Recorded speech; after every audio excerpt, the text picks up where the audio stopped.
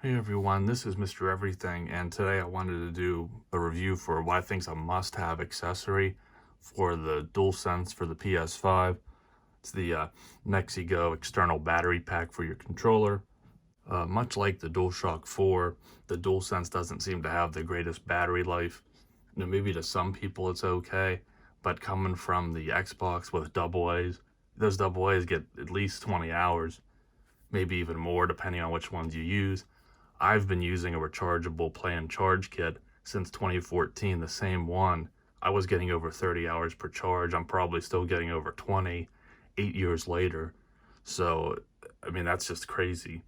And you can say with the DualSense, you have the haptics and the um, haptic triggers and the haptic vibrations and everything. So there's more going on.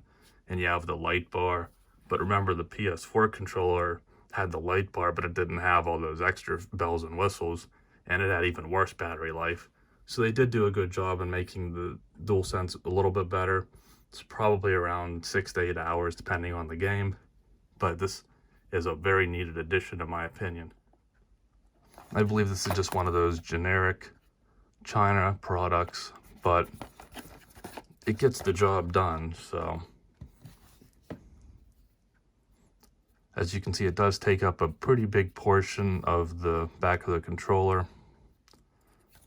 And I put these Control Freak grips on. I like them.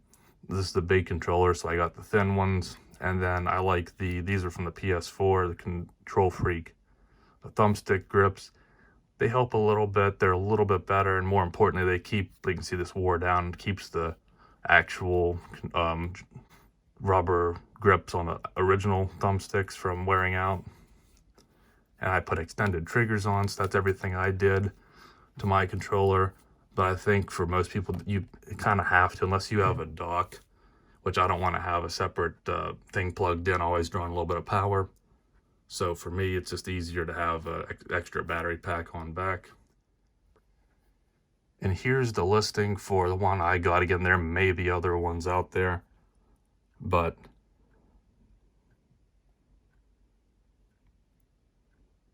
I would say that 3-hour charge time, that's probably about right. Now, whether that means it takes 3 hours to charge the controller or 3 hours to charge the pack, I don't know, because I always charge it while I'm playing it. So you're kind of draining and charging at the same time. So I don't have specifics on that, but I don't really think that matters. I mean, it works. So the charging time's kind of irrelevant. And you see this company does sell a good bit of PS5 products. Reviews are mostly good. And then they do give you a Type-C to regular USB-A cord. I could just go, personally I have a Type-C to Shining C cord over this, because these ones aren't as good, and I have one like this because that's what the PS4 or PS5 comes with.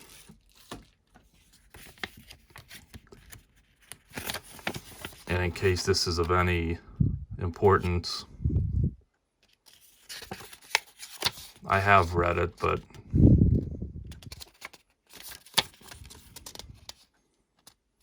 there's really not much there. It's kind of simple. I had a similar, was a different company for the PS4, the DualShock controller, but I didn't like it. It was even wider than this.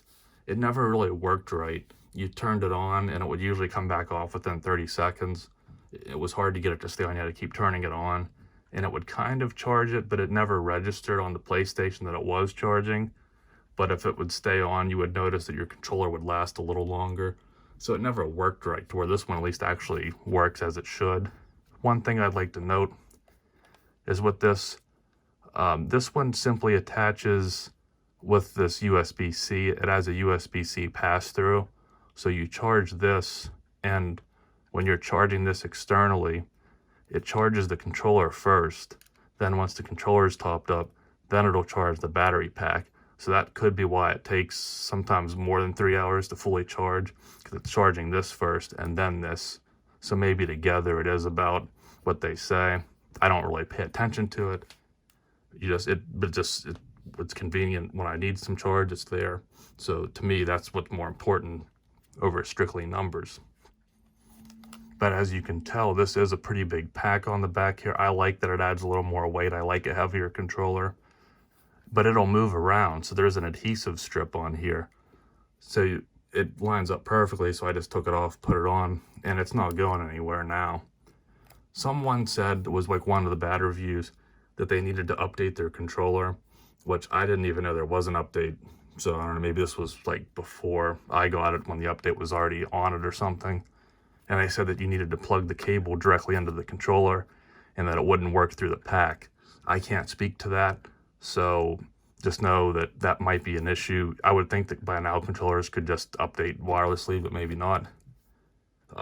It would be a little hard because you'd have to take this off with that adhesive, and then again, you wouldn't have it afterwards, so you'd have to get a little piece of 3M tape or something.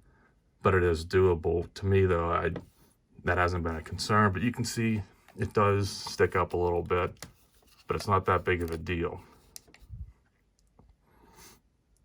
So this is saying that the battery pack's fully charged, and it's actually charging the controller now. I'm not connected. If I was connected to my PlayStation, it would show that the controller is charging, and it would just be blue because it would be connected. And then this, shut it back off. I think you hold it for 2 seconds. So this one actually works pretty good. You have these indicator lights. I really don't think there's too much more. I mean, it's simple.